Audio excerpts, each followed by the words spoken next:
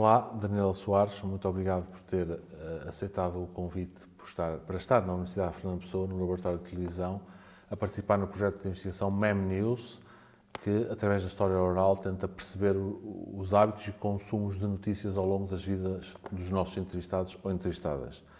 Daniela Soares, pode contar-nos um pouco sobre si, nome, idade, local de nascimento, profissão, nível de escolaridade, um pouco sobre si e também, se quiser, acrescentar já o seu contexto familiar.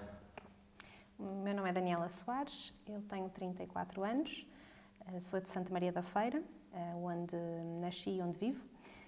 Sou comunicadora, tenho formação em jornalismo, mas durante a minha carreira fui alargando o leque e investindo nas várias vertentes da comunicação.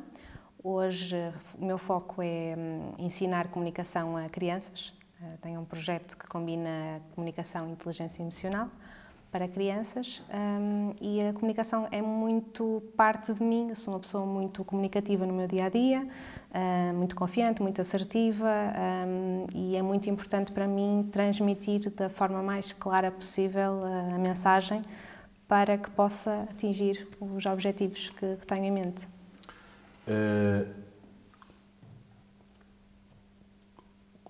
Já falou-nos um pouco do seu percurso escolar na área do jornalismo e o seu percurso profissional, aliás, concretizou onde está. Mas pode-nos contar um pouco o percurso escolar mais pormenorizadamente e o percurso profissional para nós percebermos depois, em relação ao consumo de notícias, onde encaixar na sua vida esse trajeto, esse percurso? Certo. Eu, em criança, quando me perguntavam o que é que eu queria ser, era muito difícil para mim dizer. Acho que nunca fui o estilo de criança que sabia exatamente o que é que queria ser, e daí que o meu percurso escolar foi sempre muito abrangente, nunca teve um objetivo definido, até diria ao 12º ano em que eu tive que efetivamente decidir o que é que queria. Eu estudei Humanidades, a escolha da área foi fácil, porque eu sempre fui muito mais de letras.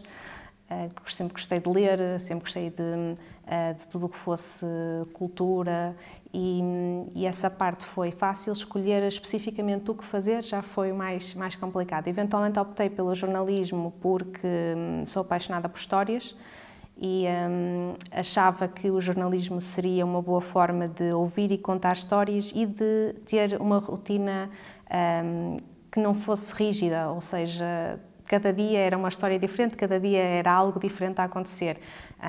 Assustava-me a ideia de estar fechada num escritório a fazer todos os dias a mesma coisa. E daí ter ido estudar Ciências da Comunicação com vertente em jornalismo. Na faculdade foi quando eu percebi, especialmente na especialização, que era de facto o jornalismo que eu queria. Os primeiros anos foram um bocadinho de descoberta, não estava muito segura se era ou não era. Quando efetivamente comecei a escrever, a entrevistar pessoas e a escrever notícias, foi quando eu percebi que era aquilo que eu queria fazer. Eu trabalhei em jornalismo durante 10 anos, cerca de 10 anos, estagiei no Público, depois fiz um estágio num canal de televisão, de cultura, e depois passei por jornais regionais de Santa Maria da Feira, onde efetivamente evoluí e fiz a minha carreira enquanto jornalista até chegar a chefe de redação. A certa altura da minha carreira eu percebi que precisava de algo diferente, estava um bocadinho estagnada, porque o jornalismo regional também acaba por se limitar em termos de matérias, e houve a oportunidade de fazer assessoria de imprensa, e, entretanto, transicionei para essa área durante 2 anos. No final desse contrato, em vez de voltar ao mercado de trabalho, eu tirei um sonho da gaveta, que foi lançar a minha própria revista, que era a Magafone. E então, durante os próximos 2 anos, eu fui empresária e jornalista e fiz a publicação Magafone, que teve 12 edições. Nesse fechar de ciclo, diria assim, eu dediquei-me à empresa que estava a dar suporte à Magafone, que é a Bússola Inquieta, que é a minha empresa, e fui fazendo vários trabalhos na área da comunicação, nomeadamente gestão de redes sociais, lançamento de marcas, voz-off, coprodução, até começar a concentrar-me numa que me despertou e que sou apaixonada, que é a formação e o ensino. Muito bem. A sua família interessava-se pelas notícias quando era jovem? Comentavam as notícias em casa? E se sim, lembra-se quais as notícias que comentavam, das mais diversas áreas que o jornalismo cobre?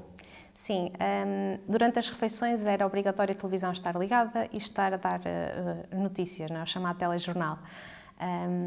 Curiosamente, não gostava, eu enquanto criança não gostava de ver, não consigo explicar muito bem porquê, talvez porque me interessasse mais por bonecos ou por cinema, sempre fui muito apaixonada por cinema, e então não era algo que me apelava, mas a minha família interessava-se muito pela atualidade, por saber o que estava a acontecer.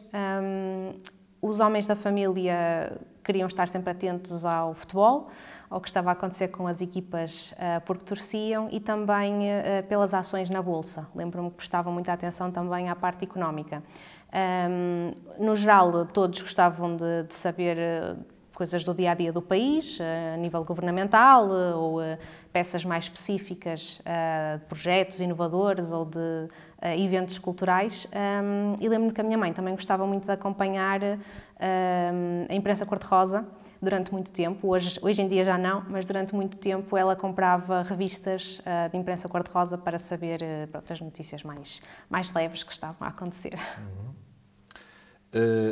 Já falou aí dos meios que a sua família usava para acompanhar as notícias, mas lembra-se de ter algum jornal ou revista disponível na sua casa e lembra-se de algum programa de algum jornalista ou locutor desse tempo da rádio ou da televisão, portanto, jornal ou revista na sua casa, e lembra-se de algum jornalista ou locutor da rádio e da televisão?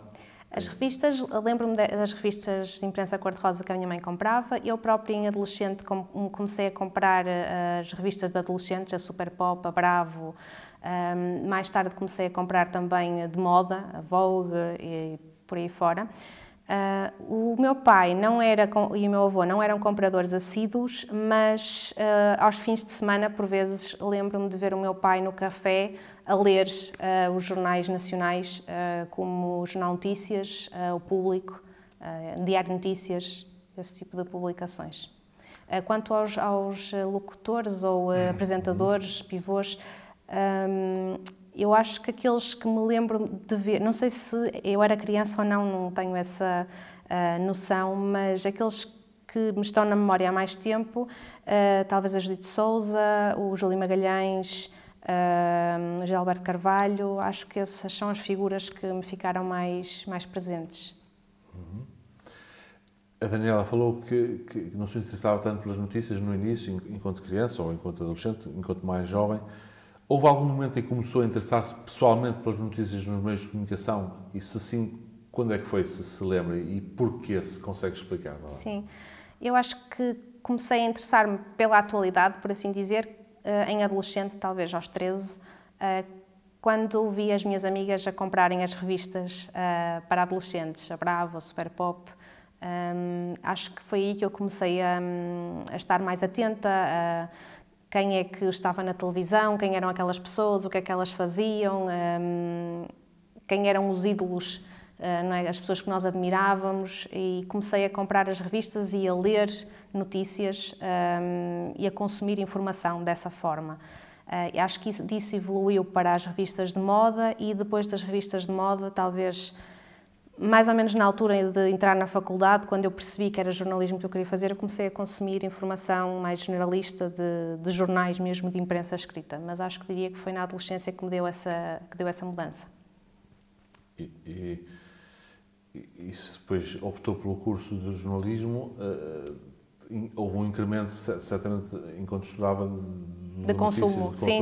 Nessa altura não só comecei a ler jornais generalistas, como comecei a ver as notícias todos os dias de manhã na televisão, até porque lembro-me que nós tínhamos uma professora que chegávamos às aulas e ela perguntava qual é a grande notícia hoje, e nós tínhamos que saber na ponta da língua. Portanto, eu lembro-me de estar a tomar um pequeno almoço, lá está, como a minha família tinha antes a tradição e eu não a segui durante muito tempo, de repente já estava eu a tomar um pequeno almoço e a ver as notícias na RTP, acho que era o canal que eu mais via, para perceber o que é que estava a acontecer naquele dia.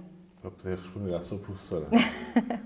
Escutava noticiários da rádio na sua juventude? E se sim, lembra-se em que emissoras de rádio e onde é que costumava escutar rádio na sua juventude? Na juventude, Não sei, eu acho que ouvi mais quando conduzia. Portanto, eu diria talvez por volta dos 25, quando eu comecei mais ou menos a trabalhar e comecei a andar mais de carro, talvez por aí. As emissoras que eu ouvia a RFM e a Rádio Comercial, acho que eram as que eu ouvia mais. Portanto, rádios musicais... E que tinham os noticiários de hora a hora, sim.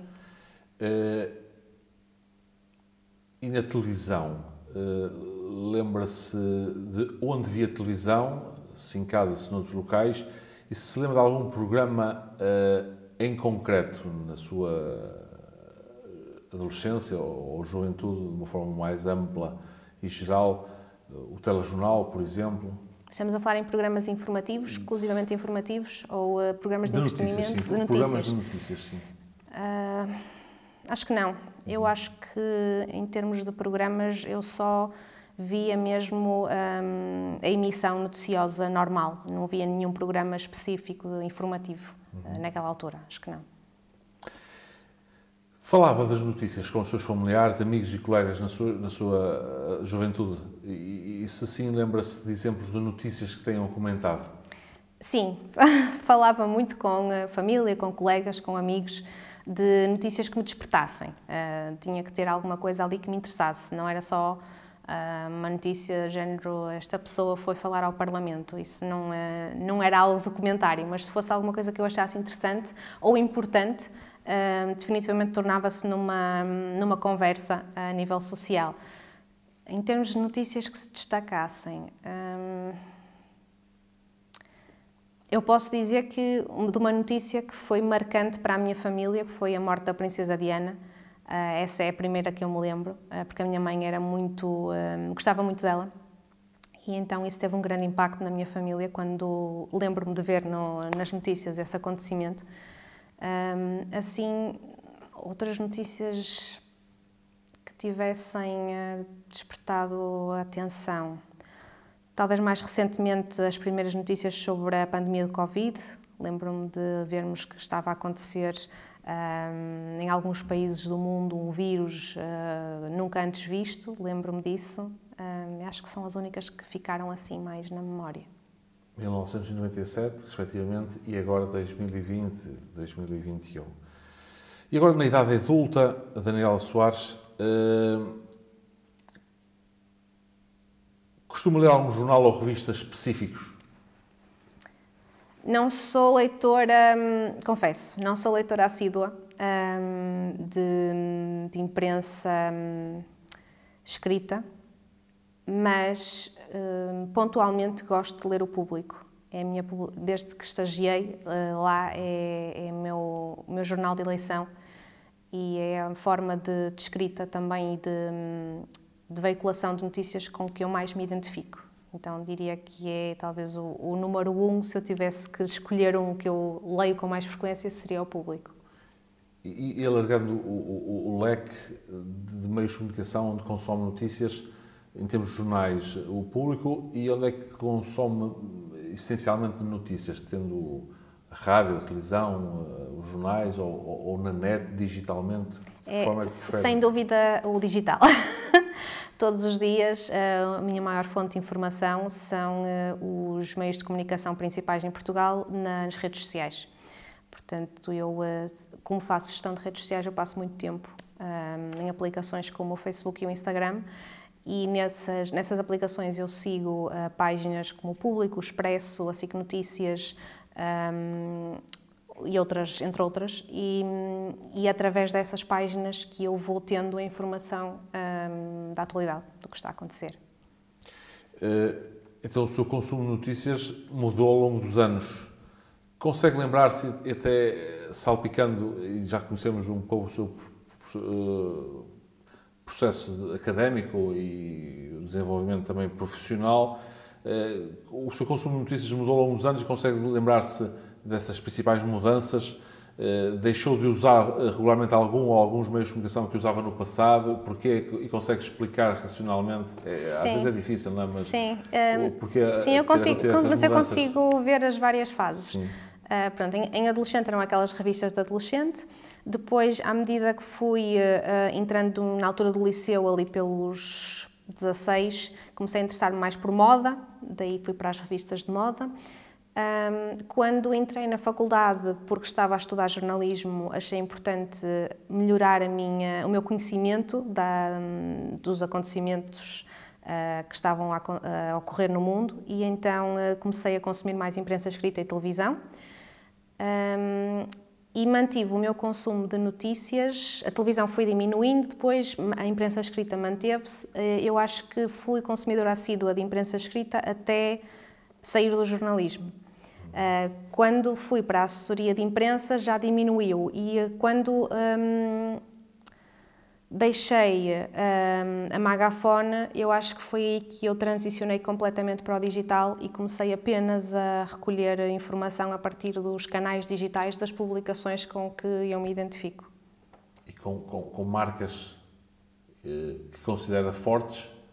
Sim, credíveis sobretudo, sim. E tem muito a ver também com o estilo de escrita da própria notícia, porque jornalistas diferentes podem ir cobrir o mesmo acontecimento e temos textos diferentes, não é? Uma notícia, um incêndio no Correio da Manhã tem um estilo de escrita e no Público tem outro estilo de escrita. E eu sempre me identifiquei mais com publicações como o Público, o Expresso, a SIC Notícias também está bastante alinhada com aquilo que eu acho que é uma informação imparcial e credível e isenta até de muita emoção, né? Que é uma coisa que entra às vezes na notícia, mas tem que ser bastante equilibrada. Então eu sempre tive consciência, desde que entrei na faculdade, que tipo de notícias é que eu quero ler e que publicações é que são aquelas que vão ser as minhas fontes durante a minha vida, e continuam a ser as mesmas. Houve notícias pela rádio em algum momento ao longo do dia, na rádio, e se sim, na rádio tradicional ou pela internet? Rádio tradicional no carro, quando eu ia para o trabalho, quando comecei a trabalhar em jornalismo e fazia os meus percursos, principalmente de manhã, apanhava sempre o noticiário nas rádios que eu referi, na Comercial e na RFM, mais na Comercial talvez.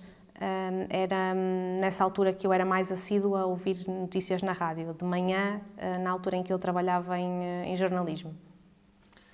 E a Daniela consome podcasts como programas jornalísticos de notícias e informação? Podcasts? De informação, não. Não consumo podcasts informativos. Obviamente já ouvi falar deles, mas não é consumidora habitual? Não, já fui consumidora de podcasts de entretenimento ou podcasts culturais, de livros, de entrevistas do género das entrevistas mais pessoais de vida, de história de vida, mas puramente informativos nunca fui consumidora, não me apelou. Acho que prefiro as outras categorias. E fui mais para as outras categorias na altura em que eu ouvia mais podcasts do que propriamente para a informação. E já nos disse que costuma acompanhar mais notícias na internet, não é? E mais pelas redes sociais do que propriamente nos sites. Sim, redes sociais. O que acontece é que quando tenho interesse numa notícia e clico nela na rede social, vai para o site do órgão de comunicação.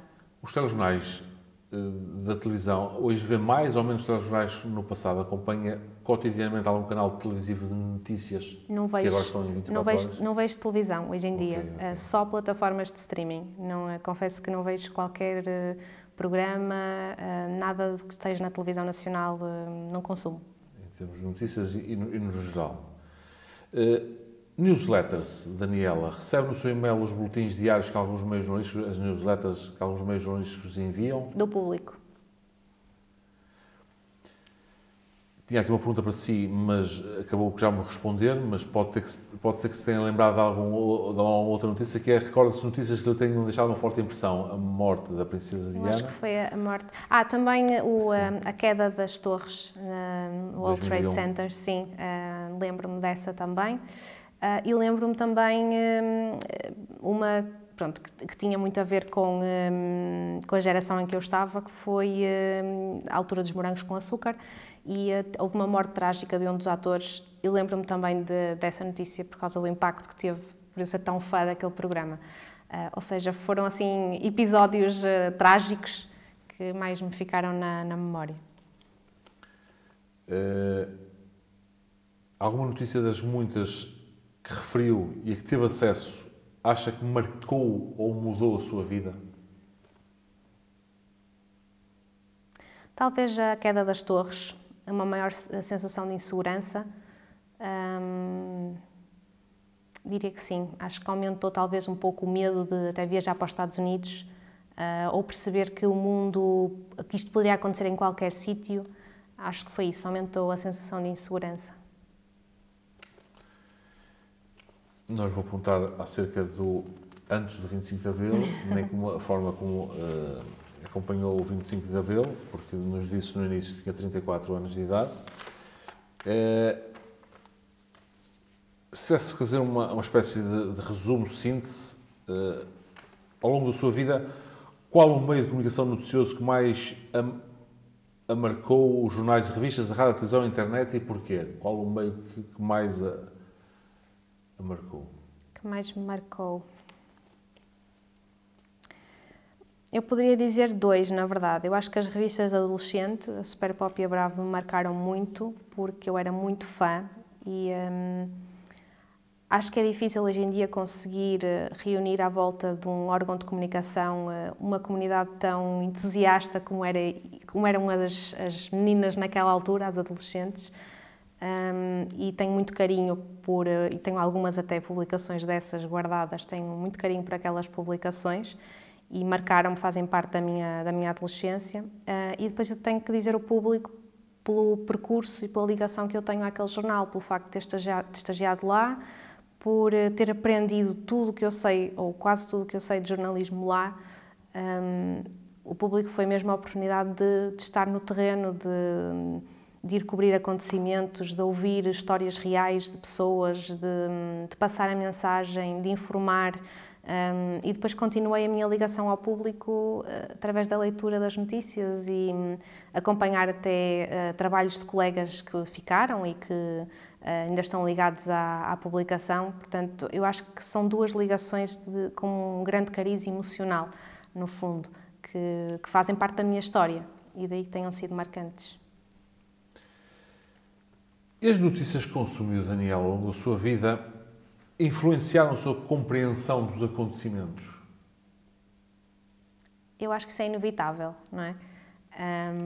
Eu acho que termos um mediador, que é no fundo o que um órgão de comunicação social é, não é? Porque nós não estamos a assistir ao que está a acontecer em primeira mão, nós estamos a ouvir de outra pessoa aquilo que aconteceu. Vai impactar sempre a nossa visão daquele acontecimento. Eu falava há pouco dos estilos de escrita e só isso faz muita diferença, não é? Porque uma coisa é lermos que houve um edifício que teve um curto-circuito e deflagrou um pequeno incêndio que foi apagado numa questão de 30 minutos. Outra coisa é ouvirmos que aconteceu um incêndio num edifício que tem 10 famílias e por pouco uma família não conseguiu sair, ou seja, a forma como nos transmitem a informação vai moldar a nossa visão do mundo. Então, toda a informação que eu consumi, para melhor ou pior, não é? Fazendo-me sentir mais informada, mais segura, ou pelo contrário, fazendo-me sentir mais assustada, até mais confusa, acaba por impactar a minha vida e a minha visão dos acontecimentos. Então as notícias são importantes? São, sem dúvida, sim. Na sua opinião, em que é que as pessoas e a sociedade beneficiam com as notícias? Porque é que é importante acompanhar o que se passa pelos meios de comunicação a nível noticioso? Porque informação é poder.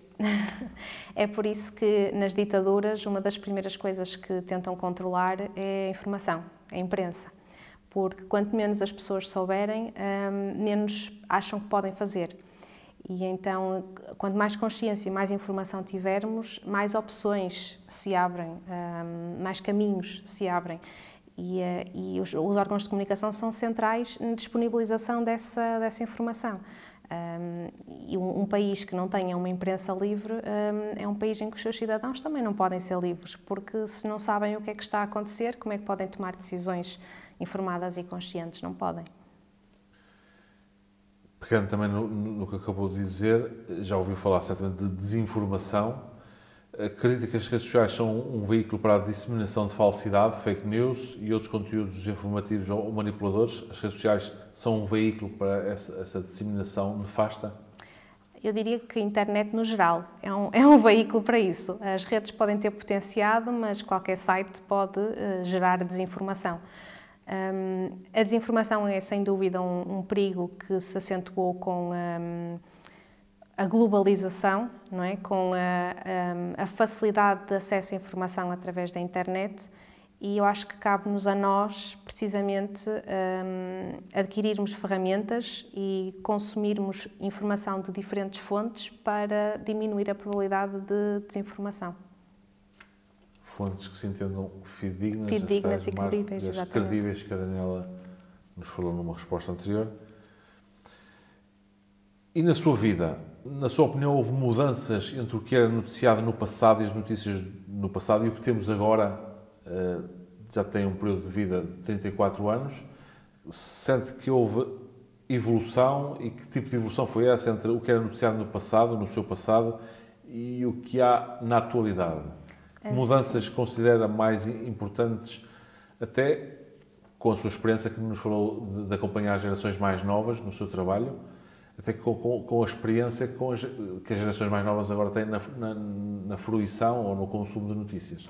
Sim, houve uma evolução que é notória, até porque nos anos 90, mesmo até se fugirmos aqui um bocadinho, só para fazer o paralelo das notícias, para os desenhos animados, os pais falam muito que os desenhos animados dos anos 90 eram muito melhores para as crianças porque eram mais lentos, e hoje os desenhos são quase supersónicos, e as notícias também aconteceu um bocadinho isso.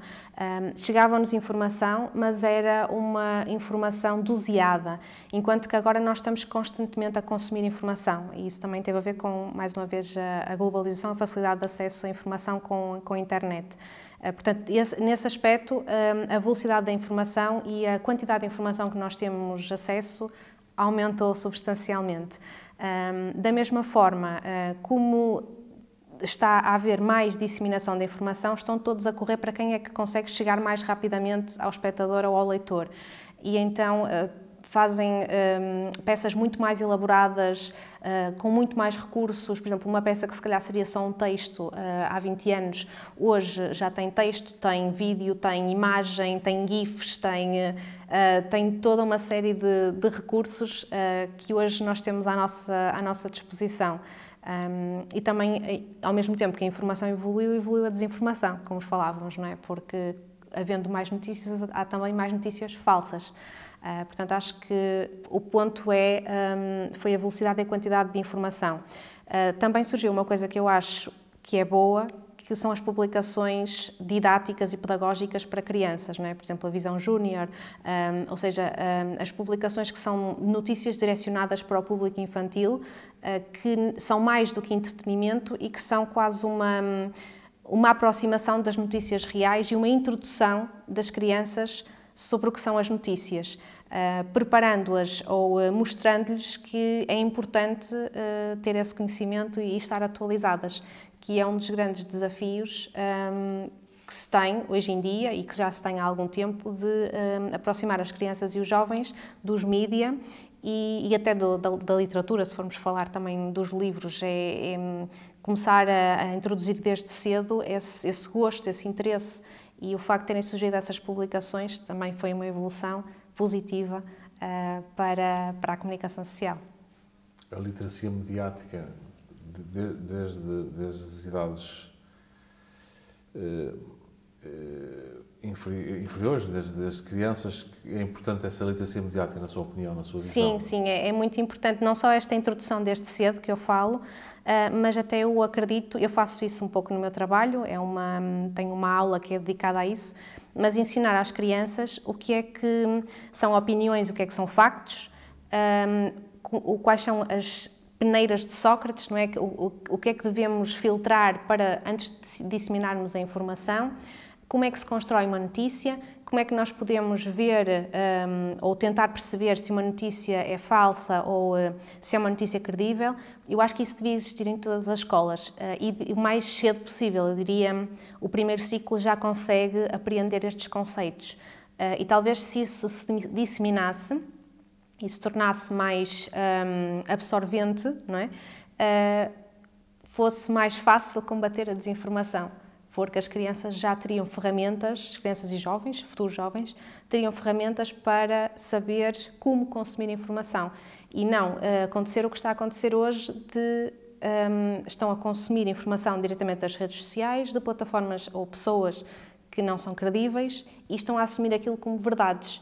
E isso, mais uma vez, impacta a visão delas do mundo e depois defendem posições até extremistas, porque a informação que elas têm é a informação que obtiveram de uma determinada fonte, como não tinham ferramentas de literacia mediática, acreditaram que aquilo era facto, em vez de opinião. Por isso, sim, devia ser uma disciplina nas escolas, sem dúvida.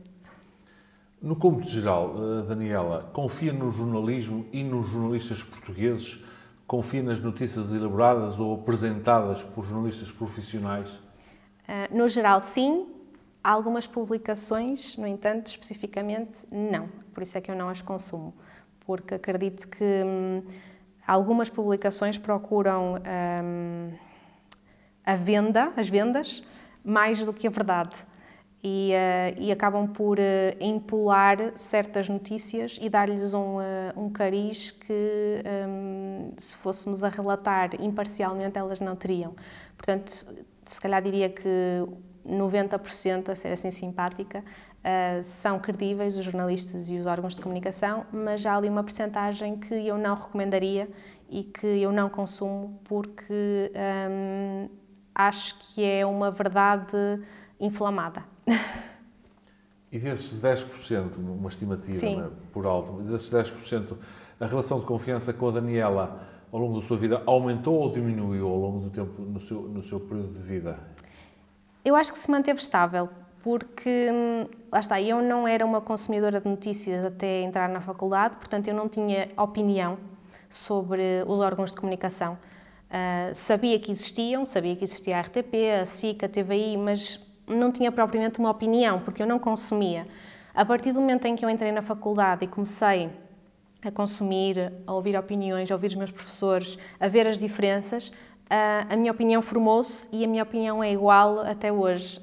Até porque, nesse sentido de como é que as notícias são feitas e retratadas, não houve evolução. Ou seja, os mesmos órgãos que naquela altura empolavam as notícias são os órgãos que empolam hoje também. Não houve uma linha que foi mudando ao longo do tempo, daí que a minha opinião também se manteve estável. Falou e deu exemplos de alguns meios de comunicação onde vai beber as notícias, beber de notícias e consome as notícias. Na sua opinião, há vantagens em acompanhar vários meios de comunicação ou, na sua opinião, basta um ou dois? Vários. Aliás, essa é uma das ferramentas que eu indico aos meus alunos na aula de literacia mediática, que é, se vocês ouvirem uma informação, se vos disserem que aconteceu determinada coisa, a primeira coisa a fazer é procurar se essa informação está disponível noutros sítios para além do que vocês ouviram ou leram. É uma das grandes formas de combater as fake news. E da mesma forma, é importante ler vários órgãos de comunicação, até que seja sobre a mesma notícia, para perceber o que é que há em comum entre eles. Porque o que há em comum, tendencialmente, não é? Obviamente não há verdades absolutas, mas tendencialmente tende a ser mais verdadeiro. Enquanto às vezes os pormenores, temos que, se só uma pessoa está a dar certo pormenor, não é? Ou se só um órgão de comunicação está a dar certo pormenor e os outros todos não estão, aquilo aconteceu de facto ou aquilo veio de um rumor ou de uma fonte. Pronto, acho que nos permite ser mais criteriosos no nosso consumo de informação se nós formos beber, como tu dizes, de várias fontes, em vez de estarmos concentrados só numa. Igualmente, isto funciona, é a mesma coisa que tu ficares toda a tua vida em Portugal ou viajares para o estrangeiro. quando tu vês várias perspectivas, os teus horizontes alargam e te tornas-te uma pessoa muito mais rica, muito mais diversa, muito mais tolerante. Então, eu acredito e defendo a diversidade nos vários campos, porque acho que isso nos acrescenta muito. E não só estar a ir por um caminho único, quase com palas, não é? E a acreditar em tudo o que estamos a ver só num sítio. Por isso, sim, acredito em vários órgãos de comunicação para consumir informação. Muito bem. No cômputo geral, sem me tornar muito repetitivo utilizando esta expressão no cômputo geral, mas a Daniela acredita que o jornalismo de hoje cumpre o seu papel na sociedade? E que papel será esse? Certo. O jornalismo de hoje cumpre o seu papel na sociedade? Essa é uma pergunta difícil. Eu acho que continuam a cumprir o papel de serviço público, ou seja, de informar as pessoas. Acho que poderiam ir mais além, ou seja, acho que há muitos temas que são importantes que o jornalismo não dá palco e não dá voz, porque talvez sejam temas de minorias, porque talvez acham que não interessa aos leitores ou aos espectadores que eles querem atingir. Portanto, a missão do jornalista, acho que, a nível geral, acaba por ficar um pouco comprometida, porque fica incompleta. Compreendo que a imprensa ou a comunicação social vive períodos muito difíceis, porque tem um modelo insustentável a nível financeiro. Isso condiciona muito, porque quem está à frente ou quem tem os órgãos de comunicação social não são jornalistas, são gestores.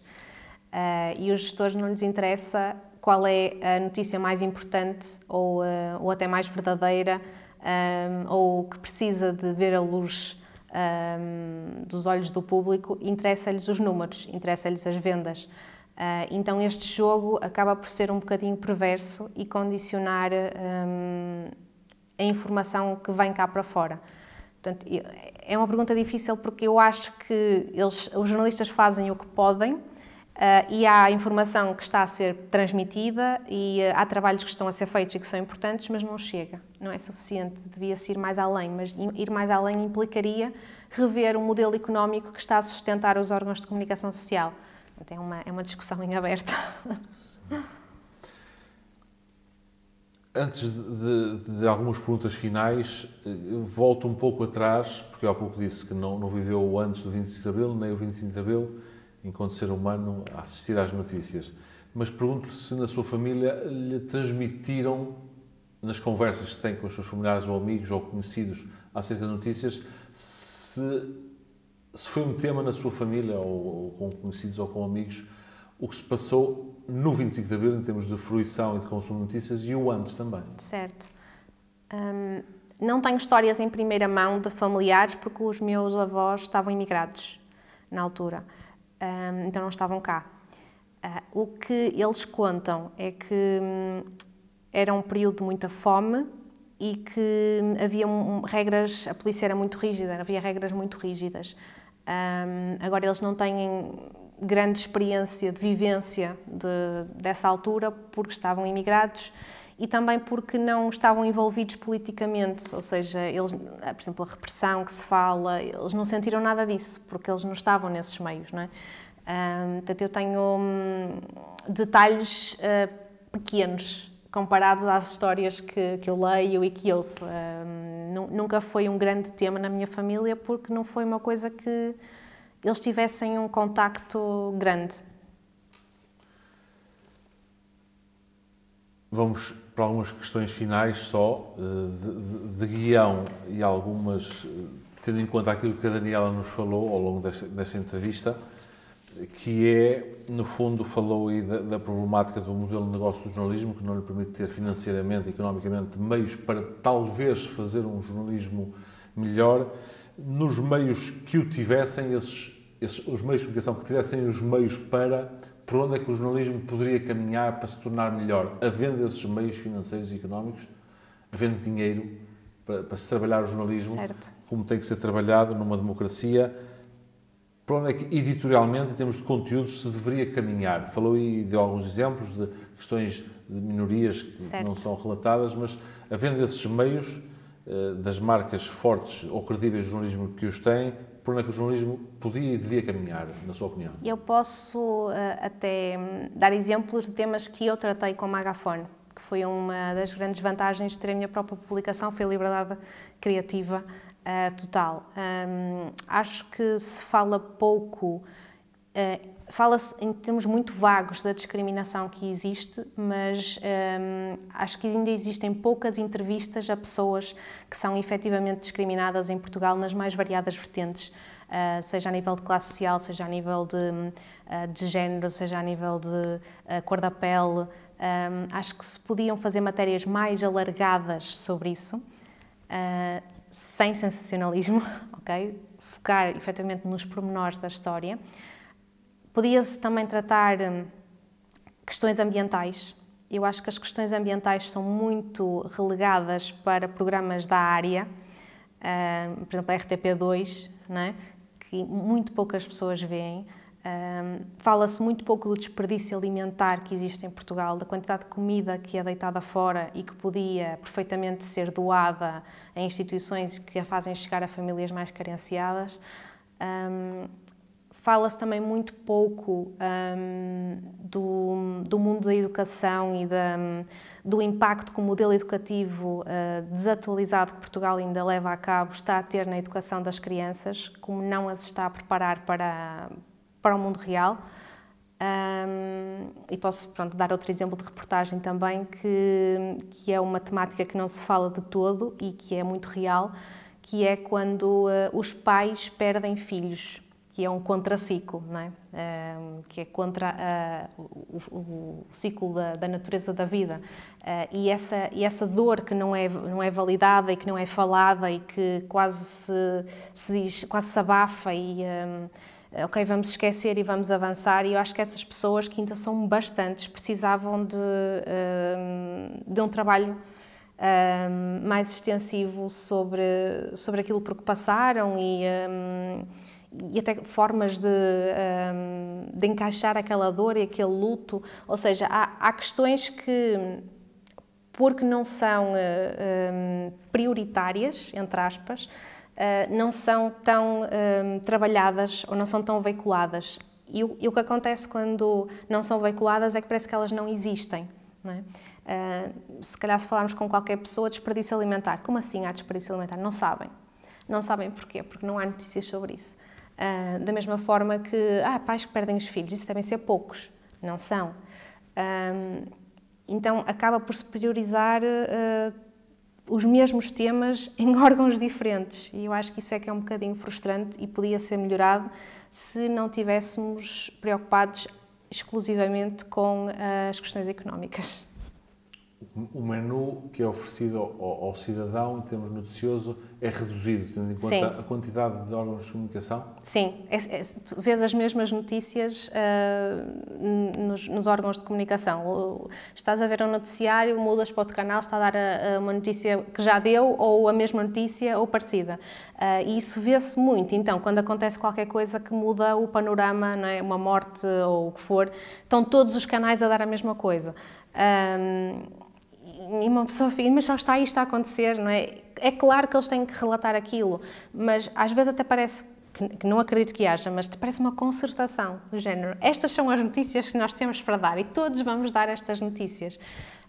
E acaba por ser um bocadinho limitante e no grande espectro das coisas acaba por tornar as pessoas mais ignorantes, porque quem não procura notícias além dos principais meios fica sem saber o que realmente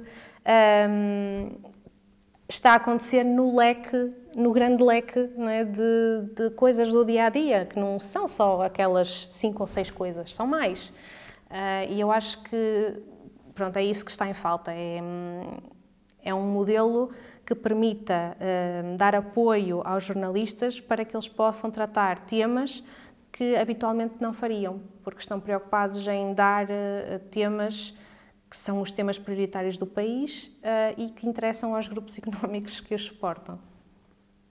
Essas notícias recorrentes, que são reforçadas, em que insistentemente somos, passa a palavra, bombardeados cotidianamente, pegando na experiência da Daniela com gerações mais novas e com os pais dessas crianças ou adolescentes, acha que há a tendência para se procurar ativamente as notícias ou ficam mais passivamente à espera do que os grandes meios de comunicação social, as chamadas marcas fortes ou credíveis, lhes entregam?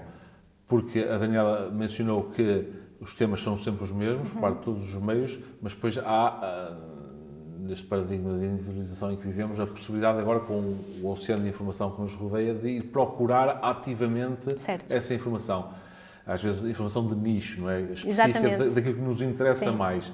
E sente que as gerações mais novas têm essa proatividade de procurar as matérias que mais lhe interessam, ou estão passivamente à espera daquilo que os meios mais tradicionais de comunicação e de jornalismo lhes oferecem no tal menu? Certo. Da sua percepção, claro.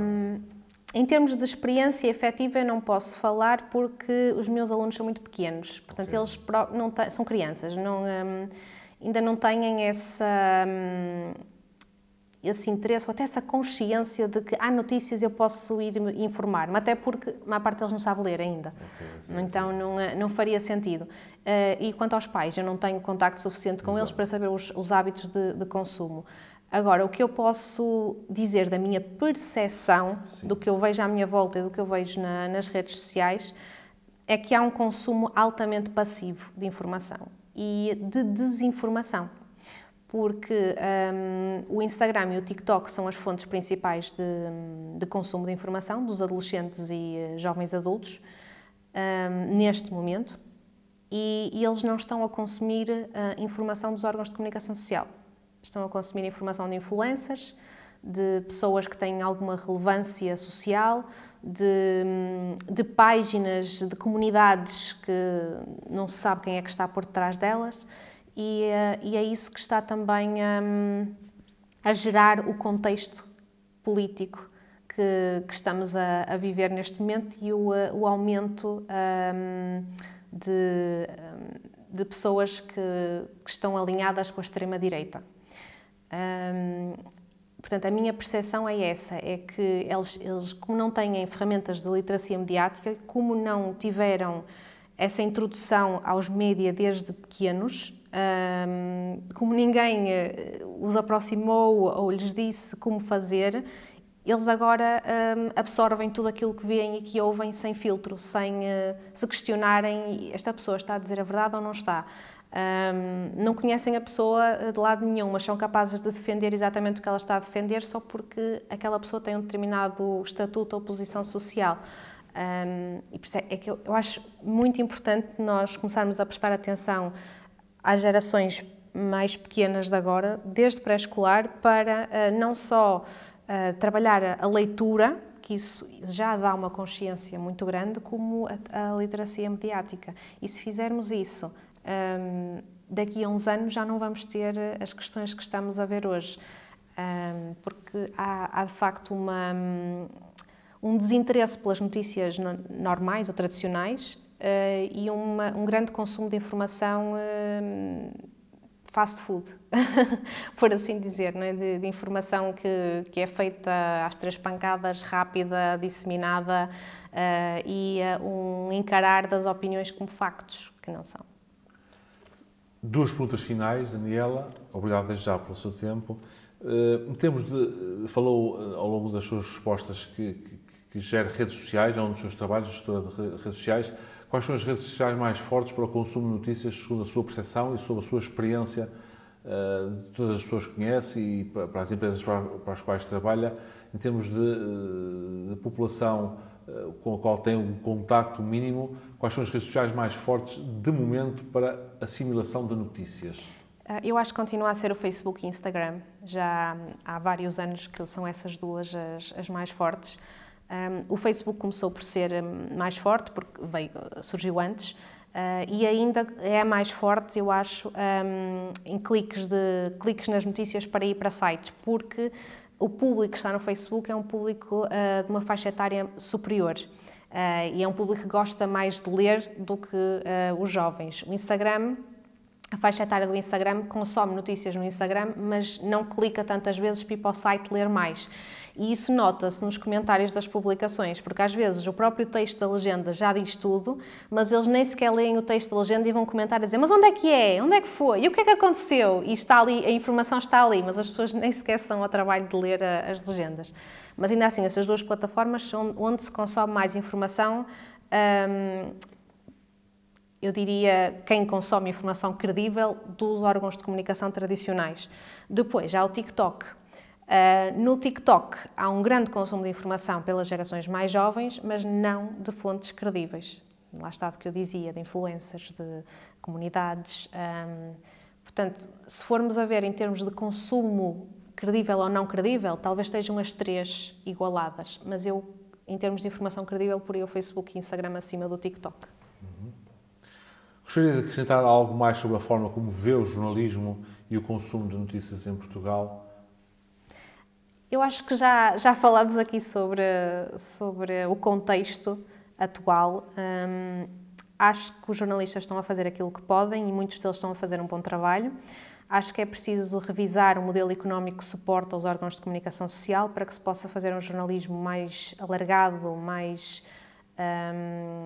verdadeiro, assim, no sentido literal da palavra, e até mais imparcial, sabendo nós que, como seres humanos emocionais, não há 100% de imparcialidade, mas acho que o objetivo do jornalismo é tentar chegar a esse patamar e tentar incrementar o mais rapidamente possível, desde o pré-escolar, o consumo ou a aproximação ou o interesse pela leitura e pelos órgãos de comunicação social, nomeadamente jornais, revistas, ou seja, familiarizar as crianças com esses objetos e com essa realidade, para que não seja algo estranho à medida que elas crescem e para que, sobretudo, seja algo que elas procuram depois quando querem alargar o seu conhecimento, porque, lá está, nós não procuramos alguma coisa que não sabemos, que nunca fomos apresentados. Eu posso fazer o paralelo com as emoções, não é? As crianças que não falam das emoções são as crianças que muitas vezes os pais não falam das emoções. E os pais, quando vêm falar comigo, eu digo: mas você, quando está em casa, diz que está zangado? Ou diz que está triste ao seu filho? Não, então se você não diz, como é que o seu filho vai fazer a mesma coisa?